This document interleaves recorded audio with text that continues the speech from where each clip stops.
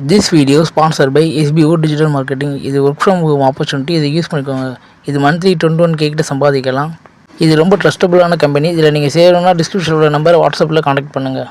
Skip பண்ணாதீங்க. பெரிய தப்பு. தினம் 300 ரூபாய் சம்பாதிக்க அரிய வாய்ப்பு. இன்ஸ்டாகிராம், ஃபேஸ்புக் பயன்படுத்த தெரிந்தால் போதும் content post and content publishing மூலமா தினம் 300 ரூபாய் சம்பாதிக்கலாம். இந்த வேலை செய்ய 5 நிமிடம் போதும். Work training support, group communication support, all language customer live chat support, முக்கியமா சொந்தமா ஒரு பிசினஸ் ஸ்டார்ட் பண்ற அளவுக்கு உங்களால கற்றுக்கொள்ளவும் முடியும், சம்பாதிக்கவும் முடியும். இந்த வேலை வாய்ப்பு வழங்குவது 5 வருடத்திற்கு மேல ரன் ஆகிட்டு இருக்க நம்ம தமிழ்நாட்டு company school of business organisation private limited. மேலும் விவரங்களுக்கு டிஸ்கிரிப்ஷன்ல கொடுத்திருக்க நம்பருக்கு வாட்ஸ்அப் பண்ணுங்க.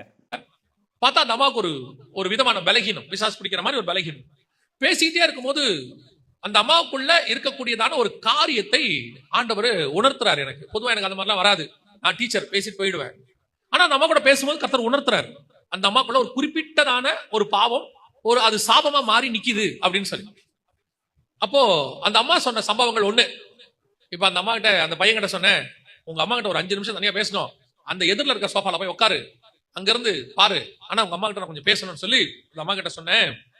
ஆண்டவர் ஒரு பாவத்தை சொல்றாருமா, குறிப்பிட்ட அந்த பாவம், குறிப்பிட்ட பாவம், அது ஒரு ரத்த பழி சம்பந்தப்பட்ட பாவம் சொல்றாருமா.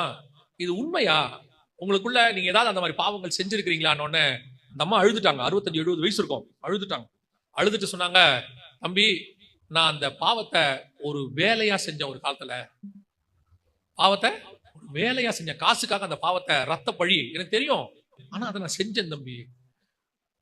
அந்த சாபம் அவங்களுக்கு வந்தது மட்டும் இல்ல, அவங்க மருமகள், மகள் எல்லாருக்குள்ளயும் வந்துருச்சு. அத்தனை பேருக்குள்ளயும் வந்துருச்சு, குடும்பத்துக்கே வந்துருச்சு. இப்ப இந்த அம்மாவுக்கு இன்னும் அது தப்புன்னு தெரியல, அந்த ரத்தப்பழி தப்புனே தெரியல. அது அப்படியே சாபமா வைக்குது. கடைசியில அந்த அம்மாவை கமிட் பண்ண வச்சு, ஜோம் பண்ண வச்சு, அந்த சாபத்துல இருந்து விடுதலை ஆகணும்னா வேற வழி இல்லை. சில நேரங்களில உன்னுடையதான முற்பிதாக்கள், ஒரு சிலருடைய காரியங்கள், ஜென்ம சுபாவங்கள் உனக்குள்ளே வரும்.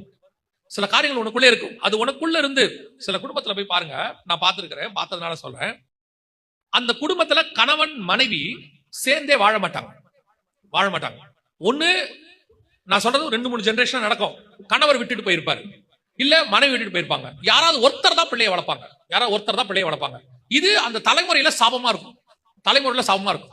அப்படியே 2 தலைமுறை 3 தலைமுறை யாரை எடுத்துக்கிட்டாலும் கணவன் இருக்க மாட்டாரு, இல்ல மனைவி இருக்காது. ஒண்ணு ஓடி போயிருப்பாங்க, இல்ல செத்து போயிருப்பாங்க. ஏதோ ஒண்ணு சிங்கிள் பேரண்டா தான் இருப்பாங்க.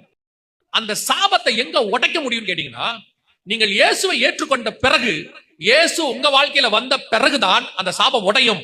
கணவனும் மனைவியுமாக நீங்கள் வாழுகிறது அப்பதான் நடக்கும். நான் நிறைய பேருடைய லைஃப்ல பார்த்திருக்கிறேன். இது நான் பார்த்த ஒரு எக்ஸாம்பிள். இந்த மாதிரி நிறைய இருக்கு. நிறைய முற்பிதாக்களுடைய சாபம் நிறைய இருக்கு. இது அப்படியே வந்துகிட்டே இருக்கும். இந்த கானானிய ஸ்திரீக்கு நல்லா தெரியுது, என் பிள்ளைக்கு பிசாசு பிடிச்சிருக்குது. இந்த பிசாசு பிடிச்ச இந்த பிள்ளைய மீட்கிறதுக்கு இவர்கிட்ட போனா இவரு அழகா சொல்றாரு. அதுல அந்த சாபத்தை இவ்வளவு அழகா வெளியே கொண்டாரு பாருங்க. இயேசு அவளை சுகமாக்கி அனுப்பி இருக்கலாம், அந்த பிள்ளை விடுதலை ஆயிருக்கும். ஆனா அவன் மேல இருக்கிற சாபம் போகாது. இந்த சாபம் போகணும்னா அழகா ஒரு வேர்டு போட்டு வாங்குறாரு, பிள்ளைகளின் அப்பத்தை எடுத்து நாய்க்குட்டிகளுக்கு போடுவானே. இது இவங்களுக்கு சேம் சந்ததி, இஸ்ரவேலர்கள். இயேசு கிறிஸ்து இருக்கிறாரு, அந்த சந்ததிக்கான ஆசீர்வாதம். ஏன்னா அவன் அந்த துணியை போட்டு மூடினவன், அந்த நிர்வாணத்தை மூட்டவனுடைய ஆசீர்வாதத்தை, நிர்வாணத்தை பார்த்தானே, அந்த சந்ததிக்கு கொடுக்க முடியாது. அந்த நாய்க்குட்டிக்கு எப்படி போட முடியும் அப்படின்னு அந்த சாபத்தை எடுக்கிறதுக்கு தான் கேட்கிறேன். இயேசு கேட்டது எதுக்குன்னா, இந்த அம்மாவை சபிக்கிறதுக்கு இல்ல, எடுக்கிறதுக்கு. இப்ப இதுவா சொல்றா, கரெக்ட் தான் ஆண்டவரே, அந்த நிர்வாணத்தை மூடினானே ஒரு சந்ததி, அவன் மேஜையில இருந்து ஒண்ணு வேணான்னு போடுவான்ல, அதை கொடுங்க. அந்த ஆசீர்வாதத்துல எங்க சந்ததி பழிச்சிடும். அழகா இஸ்ரவேலர்கள் மேஜை மேல இருந்த அப்பத்தை, துணிக்கி அவங்க கீழே போடல, அப்பத்தையே தூக்கி போட்டாங்க, இயேசுவையே தூக்கி போட்டாங்க. இப்ப அந்த சந்ததி கானானியர்கள், புறஜாதியார், சாபத்தோட இருக்கிறவங்க, தலைமுறையாய் சாபத்துல இருக்கிற உங்களுக்கும் எனக்கும் அந்த இயேசு கிடைச்சார். அன்னைக்கு அவன் தூக்கி போட்டது இயேசுவ, நமக்கு கிடைச்சது துணிக்கை இல்ல, அந்த அப்பமே நம்ம கைக்கு வந்துருச்சு. இயேசு அப்பத்தை எடுத்து பிட்டு, கொரிந்தியர் புறஜாதியார் நமக்கு எழுதுகிறாரு, அப்பத்தை எடுத்து பிட்டு, இதை வாங்கி புசியுங்கள், இது என்னுடைய சரீரமாய் இருக்கிறது. யோசிச்சு பாருங்களேன், எவ்வளவு பெரியதான விஷயத்தை எவ்வளவு அழகா கன்வே பண்றாரு. அந்த இயேசுவை தான் நீங்கள் கண்டடைய முடியும். வெறும் இம்மைக்காக மாத்திரம் தேவனை தேடுகிறவர்களா இருந்தால் நாம் பரிதபிக்கப்பட்டவர்களா இருப்போம்னு வேதம் சொல்லுது.